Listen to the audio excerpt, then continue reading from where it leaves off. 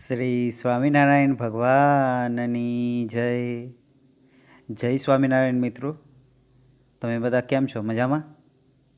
મિત્રો, સામાજિક વિજ્ઞાનમાં આપણે જે સિરીઝ ચાલુ કરી છે સવાલ જવાબની, તો એ સિરીઝના ભાગરૂપે આજે જે સવાલ મારે તમને સમજાવવા માગું છું, જે સવાલ જે છે એનો જવાબ સમજાવવા માગું છું, એના સંદર્ભમાં આ ફોટોગ્રાફ્સ મેં અહીંયા મૂકેલો છે, જે તમે આ જોઈ શકો છો. આ એક ભૂગોળના પુસ્તક ઉપર આપેલો ફોટોગ્રાફ્સ છે. આ ફોટોગ્રાફ્સ શાના માટે મૂક્યો છે એ જ્યારે આપણે ટૉપિક ભણવાનું શરૂ કરીશું એ વખતે ફરીથી પાછું આ ફોટોગ્રાફ્સનું નિરીક્ષણ કરીશું. તો કયા પાઠ ઉપર સવાલ છે એ જોઈ લઈએ. તો પાઠ નંબર 8 કુદરતી સંસાધનો ઉપર આ જે પાઠ છે એમાં આવેલો સવાલ છે. બે સવાલો છે, નાના છે. એક સવાલ નાનો છે, એક સવાલ થોડોક મોટો છે. સવાલ પહેલો તો વિદ્યાર્થીએ એ પણ કર્યો છે કે ભૂમિ અને જમીન વચ્ચેનો તફાવત શું છે. તો આ એક પહેલો સવાલ થયો. બીજો જે સવાલ છે એ બીજો સવાલ કે આ જે જમીન નિર્માણ અને જમીન આ જે મુદ્દો છે એ સમજાવવાની વાત કરેલી છે. તો એના ઉપર હવે આપણે જોવાના છીએ. મિત્રો, જમીન નિર્માણ એ કેવી ઘટના છે? આ એક 100 વર્ષની ઘટના નથી, પરંતુ 5000, 10,000 અથવા તો લાખ વર્ષની ઘટના કહી શકાય. લાખ, 2 લાખ, 5 લાખ, 10 લાખ અથવા તો 1 કરોડ વર્ષ ચાલતી આ ચાલવાના પરિણામે આ બનેલી ઘટના છે. અને લાખ અથવા તો કરોડ વર્ષ વીત્યા પછી આ જમીનનું નિર્માણ થતું હોય છે. તો આ જે અત્યારે હું તમને જે સમજાવવા માગું છું એ તમે એવું ના વિચારતા કે ફક્ત 2-5 વર્ષની જ ઘટના છે. આ જમીન નિર્માણ જેમાં મુખ્યત્વે માતૃખડક હોય છે, જે માતૃખડક એ માતૃખડકમાંથી જમીનનું નિર્માણ થાય છે, એ આખી ઘટના અહીંયા ટૂંકમાં કહેવામાં આવેલી છે. આ લાખથી લઈ અને કરોડ વર્ષ વચ્ચેની ઘટના છે. તો એના ઉપર હવે આપણે સમજવાનું છે. અહીંયા આપણે શરૂ કરીએ તો સામાન્ય રીતે ભૂસપાટીનું ઉપલું પડ જેમાં વનસ્પતિ ઉગે છે તેને આપણે જમીન તરીકે ઓળખીએ છીએ. જમીન પૃથ્વીના પોપડા પરના અનેકવિધ કણોથી બનેલું એક પાતળું પડ હોય છે. આ અનેકવિધ કણો કયા કયા છે? તો આ અનેકવિધ જે કણો છે એ કણના નામ અહીંયા આપેલા છે. ખનિજો, ભેજ, હ્યુમસ, સેન્દ્રિય તત્વો અને હવા મળીને આખા જમીનનું નિર્માણ થાય છે. તો આ જે સમગ્ર તત્વો ભેગા થઈ અને જ્યારે જમીનનું નિર્માણ કરે છે તો એમાં સૌથી પહેલો ઘટક કયો છે? તો મૂળ ખડક. આગળ આ જે જમીનનો આ બીજો મુદ્દો આવશે એ વખતે એમાં માતૃખડક એવો શબ્દ લખેલો છે, અહીંયા મૂળ ખડક એવો શબ્દ લખેલો છે. તો માતૃખડક અથવા તો મૂળ ખડક એ બંને એક જ શબ્દ છે. એમાં આપણે અહીંયા સમાનાર્થી શબ્દ છે એ રીતના આપણે અહીંયા ગણીશું. તો માટીની નીચે તેમાં મૂળ ખડક સ્થળો આવેલા હોય છે. જમીનનું નિર્માણ મૂળ ખડકોના ખવાણ અને ધોવાણથી મળતા પદાર્થોથી થાય છે, જેમાં જૈવિક અવશેષો, ભેજ અને હવા ભળે છે. અન્ય રીતે કહીએ તો જમીન ખનિજો અને જૈવિક તત્વોનું કુદરતી મિશ્રણ છે. તેમાં વનસ્પતિનો વૃદ્ધિ અને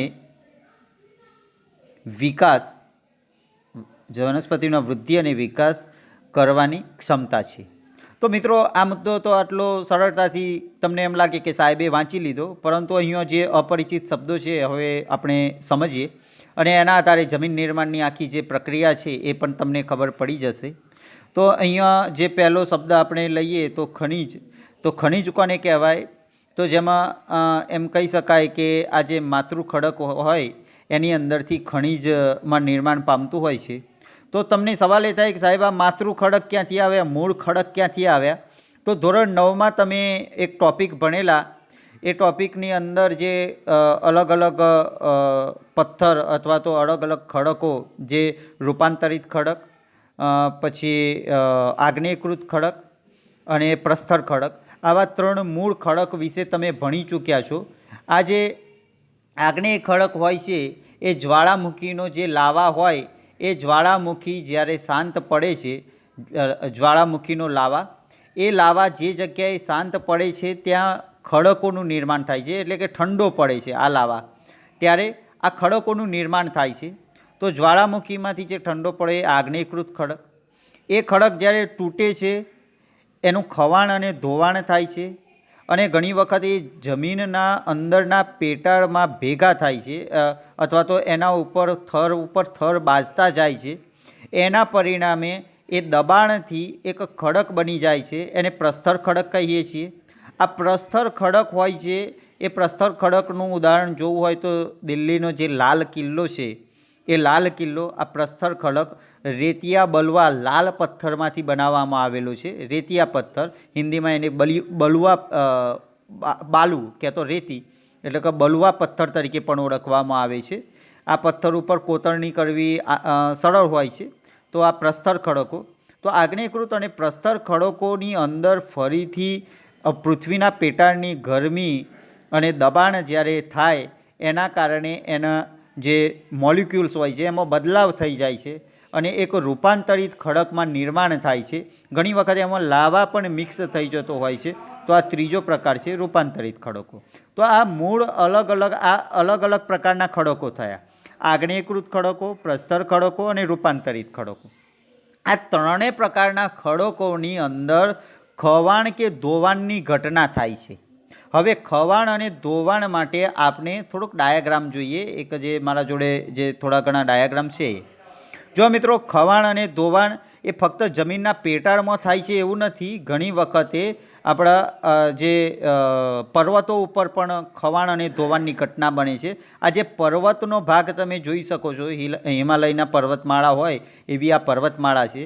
એ પર્વતમાળાના નીચેના ભાગમાં તમે અહીંયા જોશો તો આ ભેગું થયેલું તમને જોવા મળે છે. એક પ્રકારની રેતી હોય અથવા તો માટી સ્વરૂપે જોવા મળે છે. તો આ ક્યાંથી આવી? તો આ જે પર્વત ઉપર જે વર્ષો સુધી ખવાણ અને ધોવાણ થયું એના પરિણામે આ બધું અહીંયા, આ રેતી માટી એ અહીંયા ભેગી થઈ છે અને એના ઉપર થોડુંક બરફનો થર પણ જામેલું છે. તો આ ખવાણ અને ધોવાણનું પહેલું ઉદાહરણ જોયું. એ જ રીતના આ જે બીજું પુસ્તક છે એમાં તમે જોશો તો આ પર્વતમાં પણ ખવાણ અને ધોવાણની ઘટના બનેલી છે, જેમાં સંપૂર્ણ રેતીમાં રૂપાંતર નથી થયું, પરંતુ આ જે પથ્થર છે એ ધીરે ધીરે જે તૂટ્યા છે એમાંથી કાંકરા અને માટીના નિર્માણની જગ્યાએ કાંકરા અને રેતી અહીંયા તમને જોવા મળે છે. તો આ પણ ખવાણ થયેલું જોવા મળતું હોય છે. તો આ ખવાણ અને ધોવાણ કઈ રીતના થાય છે એના ઉપર પહેલાં તો સમજી લઈએ. તો અહીંયા જે ડાયાગ્રામ છે એ ડાયાગ્રામમાં એવું બતાવવામાં આવ્યું છે કે જમીનના પેટાળમાં આવા ખડકો રહેલા છે: આગ્નેયકૃત ખડકો, પ્રસ્તર ખડકો કે રૂપાંતરિત ખડકો. રૂપાંતરિત ખડકનું ઉદાહરણ તમારે જોવું હોય તો દિલ્હીનો તાજમહેલ છે, જે માર્બલમાંથી બનાવવામાં આવ્યું છે. હિન્દીમાં કહીએ તો સંગેમરમર અને ગુજરાતીમાં કહીએ તો આરસપાણથી બનાવવામાં આવ્યો છે. તો આરસપાણ છે એ રૂપાંતરિત ખડકનું ઉદાહરણ છે. તો આવા રૂપાંતરિત ખડકો, આગ્નેયકૃત ખડકો અથવા તો પ્રસ્તર ખડકો, એ જે મૂળ ચટ્ટાણો કહેવાય એ જમીનના નીચેના ભાગમાં હોય છે. આ જમીનના નીચેના ભાગમાં હોય છે, જેને માતૃ ખડક આપણા પુસ્તકમાં શબ્દ લખ્યો છે અથવા તો મૂળ ખડક શબ્દ લખ્યો છે. તો આ મૂળ ચટ્ટાને હિન્દીમાં તમે વાંચી શકો છો. તો એ સૌથી નીચે હોય છે, જમીનના નીચેના ભાગમાં. એના ઉપરના ભાગમાં આ મૂળ ચટ્ટાનો ધીરે ધીરે તૂટી હોય છે, એટલે કે કાંકરાની જેમ થઈ હોય છે, મોટા પથ્થર સ્વરૂપે હોય. તો એ આ બીજો એનો આમાંથી અહીંયા રૂપાંતર. એ પછી એ જે ચટ્ટાણો વધારે પ્રમાણમાં તૂટી અને જ્યાં ભેગી થઈ હોય, જેને આપણે ઘણી વખતે બાલુ કહેતો રેતી તરીકે ઓળખતા હોઈએ છીએ, ઘણી વખતે ગાદ એ હિન્દી શબ્દ છે. આ બધા હિન્દી શબ્દો છે. ગાદને આપણે ગુજરાતીમાં કહેવું હોય તો કાદવ, અને ચીકણી મિટ્ટી એટલે કે ચીકણી માટી. તો આ રીતના એના ઉપરનું સ્તર આ રીતના હોય છે. અને સૌથી ઉપરના સ્તરે મૃદા કહેતો જમીનનો જે ભાગ હોય છે, જેની અંદર બીજા તત્વો ભેગા થયેલા હોય છે, અને આ જે તત્વો ભેગા થાય છે એ હ્યુમસ તરીકે, આ હ્યુમસનો ફક્ત આટલો જ ભાગ છે. તો આ રીતના સમગ્ર પડ જે એનો ઊભો જે જમીનનો ઊભો ચાર્ટ મૃદા પરિચ્છેદિકા જે સોઇલની આમાં પ્રોફાઇલ બનાવી હોય તો આ રીતના બની શકે.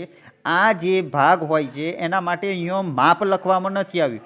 તમે કહેશો કે સાહેબ આ જે ભાગ હોય અહીંયા 5 મીટર, પછી 15 મીટર, પછી 30 મીટર, તો એ રીતના નથી. કેમ? કારણ કે ઘણી વખતે કોઈક વખતે આ માતૃ ખડક હોય છે એ જમીનના 2 મીટર નીચે ખાડો ખોદવામાં આવે તો પણ મળી જાય.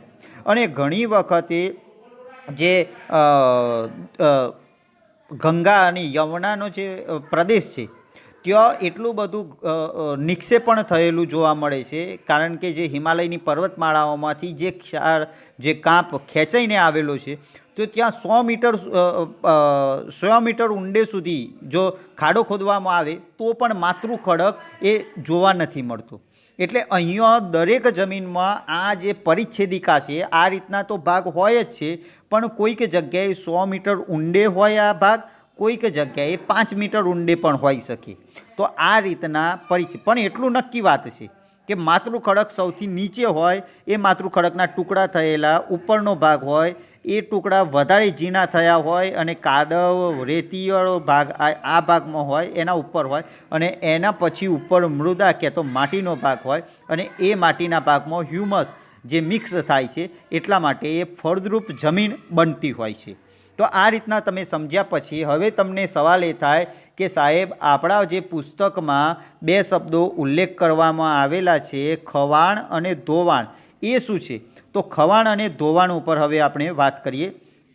તો અહીંયા તમે જે ડાયાગ્રામ છે આપણે થોડુંક ડાયાગ્રામ બદલીએ.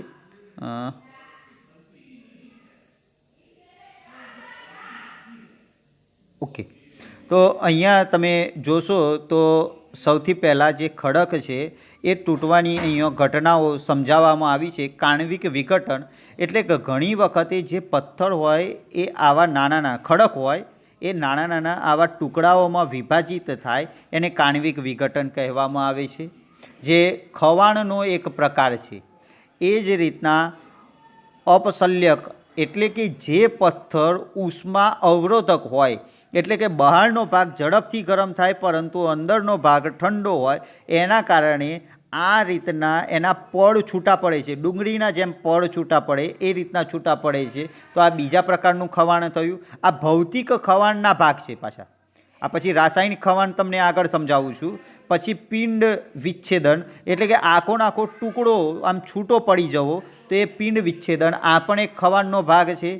એ પછી ઘણી વખતે પથ્થર હોય એ કાચના જેમ ટુકડા થઈ જાય, એટલે કે ચટ્ટાનો જે ચટ્ટાન કહેતો ખડક છે એ આવી કાચના જેમ એ ઓચિંતા ટુકડા થઈ જાય. તો આ રીતના અલગ અલગ રીતના આ ખવાણ થતું હોય છે. હવે આગળ જે સમજીએ તો આ ખવાણમાં એક ગરમી અને ઠંડીનો પણ અગત્યનો ભાગ રહેલો છે. એ અહીંયા ઉદાહરણથી સમજાવવામાં આવ્યું છે કે આ જે એક પથ્થર હોય તો એ પથ્થરમાં ધીરે ધીરે તિરાડ પડતી હોય છે. આ જે તિરાડ પડી એ તિરાડ પડ્યા પછી આ તિરાડની અંદર દિવસના સમયે ધીરે ધીરે પાણી બાફ એ ભેગી થતી હોય છે. કારણ કે રાત્રિના સમયે પથ્થર ઠંડો હોય અને એના પરિણામે જે ઝાકળ અને આવું બધું ધીરે ધીરે પાણીમાં ભેગું થાય. ઘણી વખત વરસાદથી પણ ભેગું થાય. આ બધું ભેગું થયા પછી આ જે વિજ્ઞાનમાં સાબિત થઈ ચૂક્યું છે કે આ પાણી જ્યારે બરફનું સ્વરૂપ ધારણ કરે ત્યારે એ પહોળું થાય છે. બરફ હોય એ દબાણ કરે, આ જે દિવાલો છે એના ઉપર દબાણ કરે. એના પરિણામે આ રાત્રિના સમયે આ જે પાણી હોય તો એ બરફમાં રૂપાંતર થાય અને બરફમાં રૂપાંતર થાય એટલે એ જે તિરાડ હોય એ વધારે પહોળી થાય. કારણ કે પાણી કરતો બરફ છે એ વધારે શું કહેવાય વિસ્તરણ પામતો હોય છે અને એટલા માટે આ તિરાડ મોટી થતી હોય છે. અને તમે જો ફ્રીજની અંદર પણ એવું જોયું હશે કે જે પાણીની બોટલ તમે ફ્રીજમાં મૂકો એ પછી એ જ્યારે બરફમાં રૂપાંતર પામે ત્યારે આખી બોટલ ટાઈટ થઈ જતી હોય છે. અને ઘણી વખતે વિદ્યાર્થી જ્યારે ઢાંકણ ખોલે અને એમાંથી પિચકારી પણ નીકળતી હોય છે. તો એ બતાવે છે કે બરફ છે એ પાણી કરતો વધારે વિસ્તરણ પામતો હોય છે અને આ રીતના પહોળો થયો. તો આવી વર્ષો સુધી રાત ને દિવસ જે બરફ બનવો, પાછું પાણીનું રૂપાંતર થવું, આવી ઘટના વારંવાર બનવાના કારણે આ રીતના ખડક છે એ તૂટતા હોય છે. તો પહેલું તો આ રીતના તૂટ્યા. પછી આગળ જો બીજી રીતના જોવા જઈએ તો ઘણી વખતે આ જે પ્રક્રિયાની અંદર જે જીવાણુઓ છે એ પણ અગત્યની ભૂમિકા ભજવે છે. રાસાયણિક અપસરણ, જેને વેધરિંગ તરીકે આપણે ઓળખી શકીએ, તો ઓક્સિજનના પરિણામે અને કાર્બોનિક પ્રક્રિયાઓના કારણે પણ એની અંદર વિઘટન થતું હોય છે, ધોવાણ થતું હોય છે, જેમાં કાર્બન તત્વ પાણી જોડે મિક્સ થવાના કારણે કાર્બોનિફેરસ આમ્લ કે તો કાર્બોનિફેરસ એસિડનું નિર્માણ થાય છે અને એના કારણે પથ્થરની મજબૂતાઈ ઘટતી હોય છે. તો આ બીજી રીતનું ધોવાણ થયું. હવે આગળ જોઈએ. ત્રીજું, જે પથ્થર હોય છે, જે પેટાળ જે તો ઘણી વખતે આ જે વૃક્ષ હોય તો એના મૂળ મારફતે પણ તૂટતું હોય છે. અને એટલા જ માટે તમે એવું જોયું હશે કે ઘણી વખતે રસ્તાઓ બનાવેલા હોય અથવા તો સિમેન્ટનો રોડ હોય અને એની વચ્ચેથી મૂળ જ્યારે નીકળે એના પરિણામે એ રસ્તાઓ તૂટતા હોય છે. ઘણી વખતે દિવાલ પણ તોડી નાખતા હોય છે. તો આવી ઘટના વર્ષો સુધી બનવાના કારણે પણ આ ખડકો ધીરે ધીરે વિઘટિત થાય છે. તો આવી વિઘટનની ઘટના પછી જે ધોવાણની ઘટના જો જોવી હોય તો જે વરસાદ પડતો હોય છે વર્ષો સુધી, એના પરિણામે પણ આવી ઘટનાઓ બનતી હોય છે. આ ખવાણ અને ધોવાણની ઘટનાઓ જોડે જોડે બનવાની ચાલુ જ હોય છે. એમાં વરસાદ પડવાના કારણે ધીરે ધીરે આ જે શંકુ આકારે બધી રેતી અથવા તો ક્ષાર ભેગો થાય છે. બહુ જ ઝીણા ટુકડા હોય તો એ વધુ આગળ વધી જતા હોય છે. તો આ રીતના અહીંયા જે બતાવવામાં આવ્યું છે કે આ મૂળ ખડક જે અહીંયા નીચેના ભાગમાં આ ભાગમાં દેખાય છે અને એના ઉપર આ જે ધીરે ધીરે જે માટી અથવા તો રેતી એ બધું ભેગું થયેલું હોય છે. તો આ પણ અલગ જે હવા અને પાણીના કારણે થયેલું ધોવાણ અહીંયા જોવા મળે છે. બીજું, ખવાણ માટે એક બીજી બાબત પણ તમારે સમજવાની હતી કે જે ખવાણ થાય છે એ ખવાણ જે બેક્ટેરિયા હોય, જે ઝીણા સૂક્ષ્મ જીવો હોય છે, એ પણ જ્યારે પોતે અલગ અલગ પ્રકારના શરીરમાંથી જે રસાયણો છોડે છે, જે પથ્થર ઉપર એ રહેતા હોય, એના પરિણામે એ જે પથ્થર હોય એની મજબૂતાઈ ઘટતી હોય છે અને એમાંથી પણ એ તૂટવાની ઘટના બને છે. મિત્રો, અહીંયા ફરીથી સ્પષ્ટ થઈ જાઓ કે આ જે ઘટના છે, તમે કહેશો કે આટલો મોટો પથ્થર અને જે સૂક્ષ્મ જીવો કે જે આપણે નળી આંખે જોઈ પણ નથી શકતા એવા જીવો આટલા મોટા પથ્થરને તોડે છે. તો મિત્રો, આ એક સ્પષ્ટ બાબત છે કે આ જે ઘટના બને છે એ લાખો કરોડો વર્ષની અંતે આ બનતી ઘટના છે. આ અહીંયા જે બતાવવામાં આવ્યું છે કે જે પર્વતો હોય તો એમાં વરસાદ પડવાના કારણે જે માટી હોય એનું ધોવાણ થતું હોય છે અને એ અહીંયા પંક પ્રવાહ કે તો કાદવનો પ્રવાહ સ્વરૂપે અહીંયા નીચે ભેગું થયેલું તમે જોઈ શકો છો. તો આ રીતના અલગ અલગ ડાયાગ્રામના આધારે તમને ખ્યાલ આવ્યો હશે.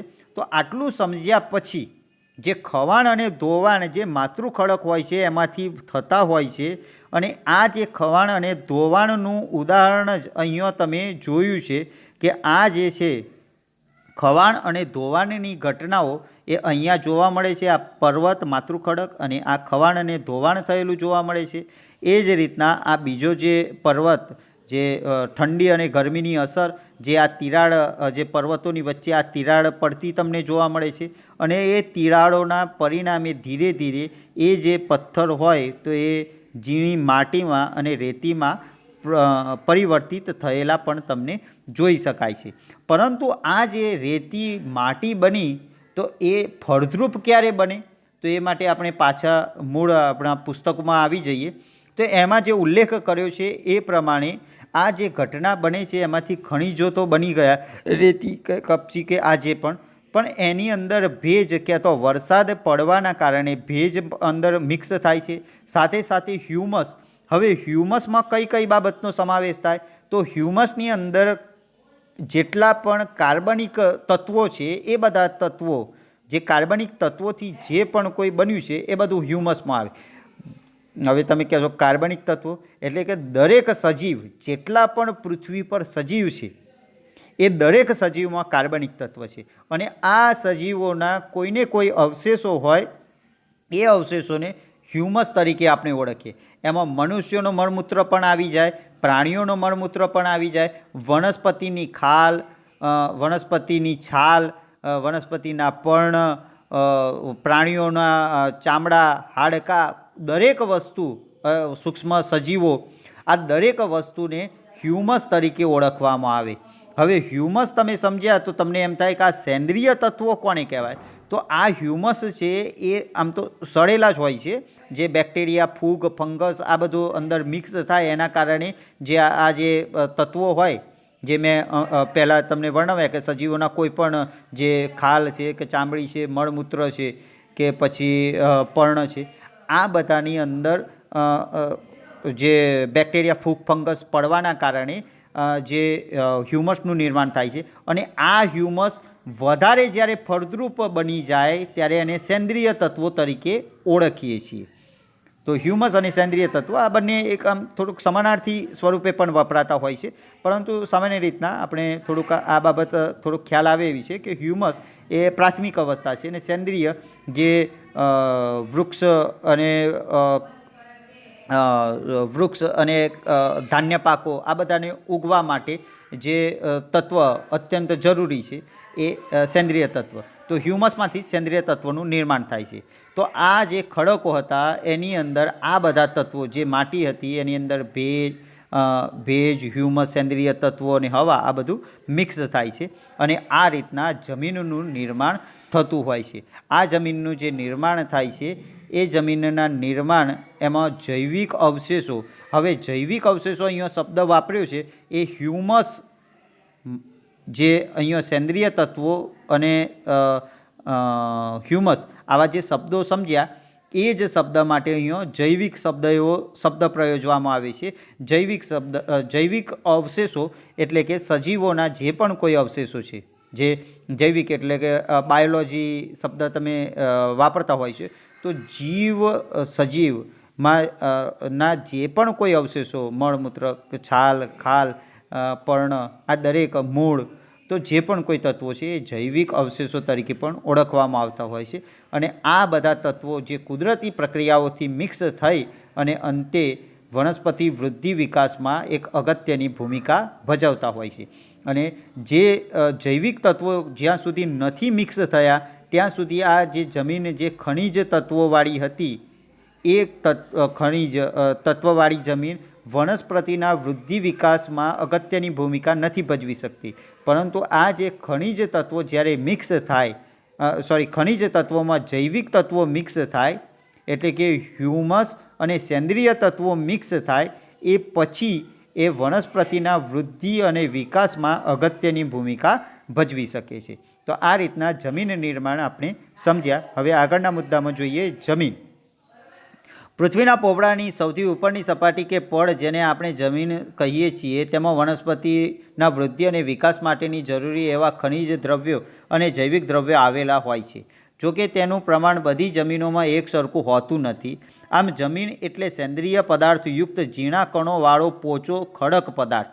જો મિત્રો, આ દરેક જમીન એક સમાન નથી હોતી. ઘણી વખતે કોઈક તત્વોનું પ્રમાણ વધુ હોય છે, કોઈક તત્વનું પ્રમાણ ઓછું પણ હોય છે.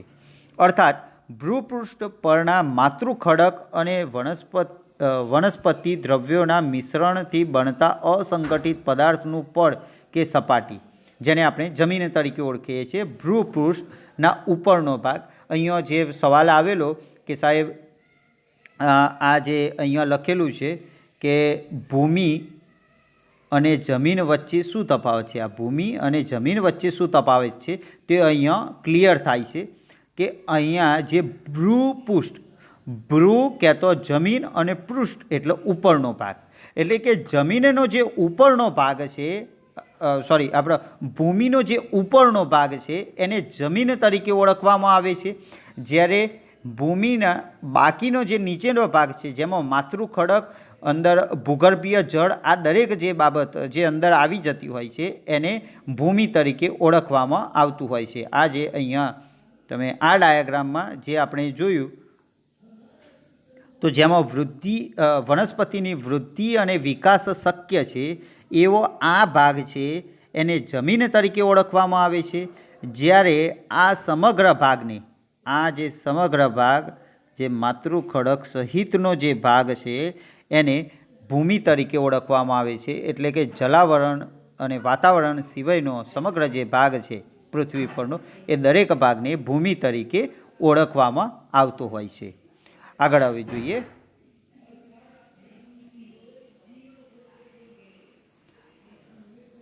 આથી જમીન એટલે સેન્દ્રિય પદાર્થયુક્ત ઝીણા કણોવાળો પોચો ખડક પદાર્થ, અર્થાત ભૂપૃષ્ઠ પરના માતૃખડક અને વનસ્પતિ દ્રવ્યોના મિશ્રણથી બનતા અસંગઠિત પદાર્થનું પડ કે સપાટી મૂળ ખડકોને ઘસારણ અને ધોવાણના પરિબળો તોડી તેનો બારીક ભૂકો બનાવે અને ભૂકો કે ચૂર્ણમાં વનસ્પતિ તથા જીવજંતુઓના વિઘટન કે સડવાથી બનેલી સેન્દ્રિય તત્વો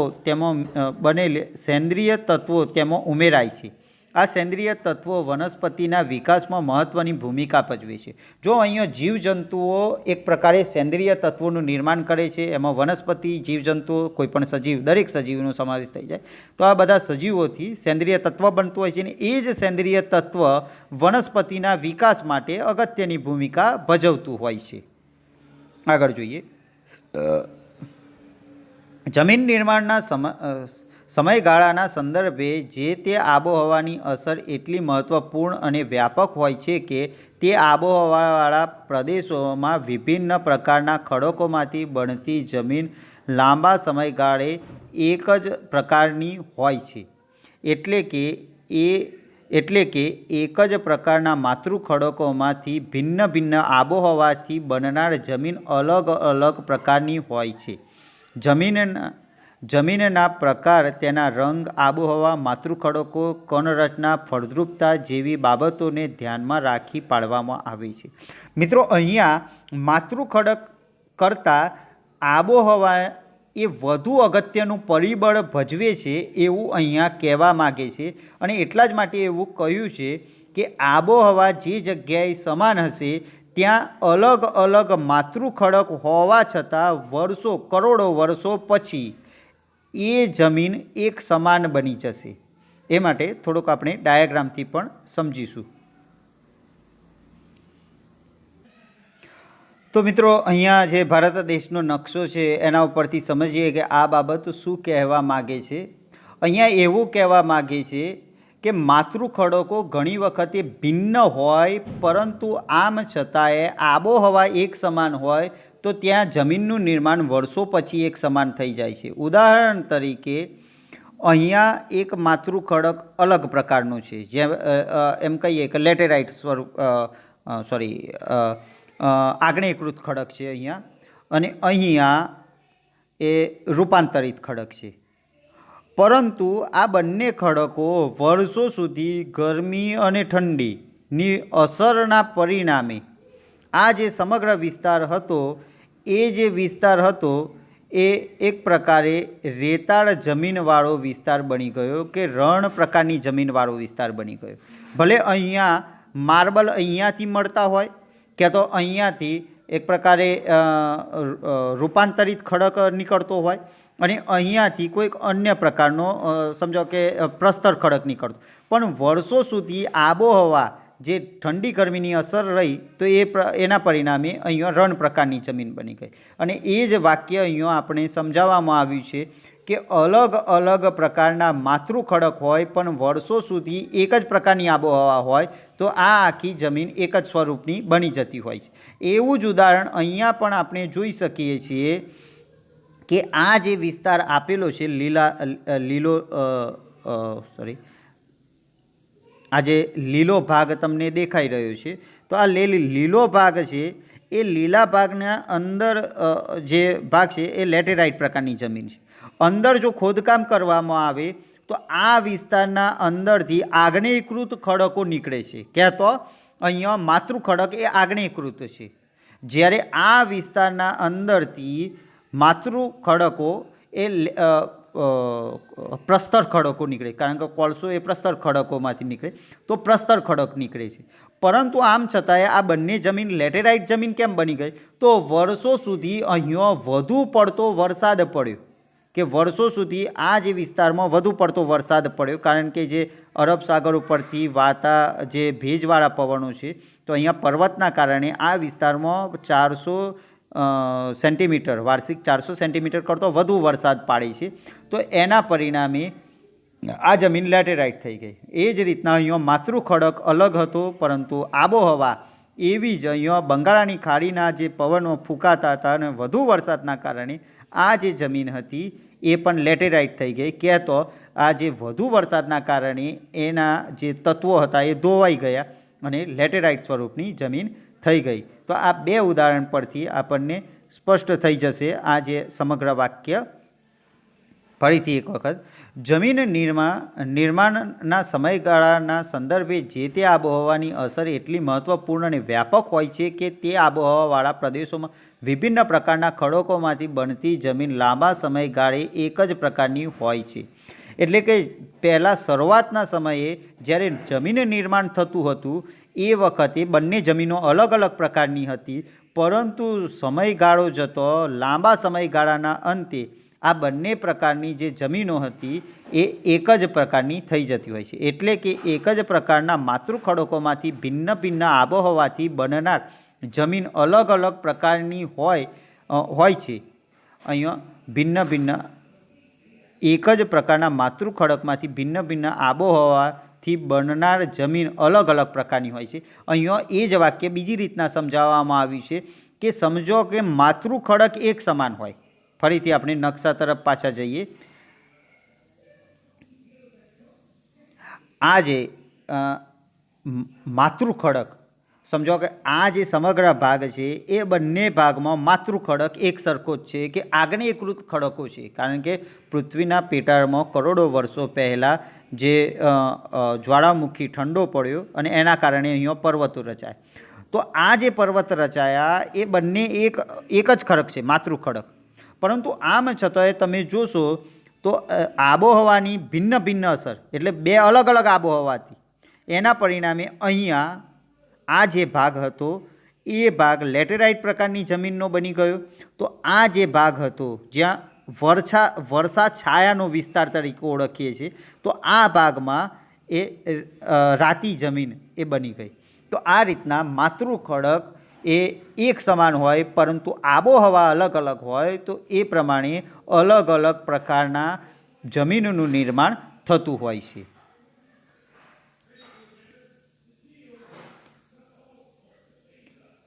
એક જ પ્રકારના માતૃ ખડકમાં ભિન્ન ભિન્ન આબોહવાથી બનનાર જમીન અલગ અલગ પ્રકારની હોય છે. જમીનના પ્રકાર, તેના રંગ, આબોહવા, માતૃ ખડકો, કણરચના, ફળદ્રુપતા જેવી બાબતોને ધ્યાનમાં રાખી પાડવામાં આવે છે. તો એ જે પ્રકારો પાડેલા છે એ તમે અહીંયા જોઈ શકો છો, કે જે કાળી જમીન, રાતી જમીન, પછી કાંપની જમીન, લેટેરાઇટ જમીન, રણ પ્રકારની જમીન, પર્વતીય જમીન, જંગલ પ્રકારની જમીન, દલદલીય જમીન. તો આ રીતના અલગ અલગ ભાગ પડતા હોય છે. આની સાથે મિત્રો તમને આ જે મુદ્દો મેં સમજાવ્યો એ યોગ્ય રીતના ખ્યાલ આવ્યો હશે. તો બધાને આ સાથે આ મુદ્દો અહીંયા પૂર્ણ કરીએ છીએ. બધાને જય સ્વામિનારાયણ.